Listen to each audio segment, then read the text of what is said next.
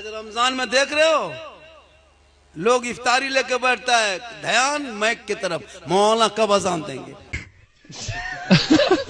हम ही लोग से पूछता है झारखंडी बाबा आज क्या बजे इफ्तारी करेंगे, बोला 8 बजे कर लो।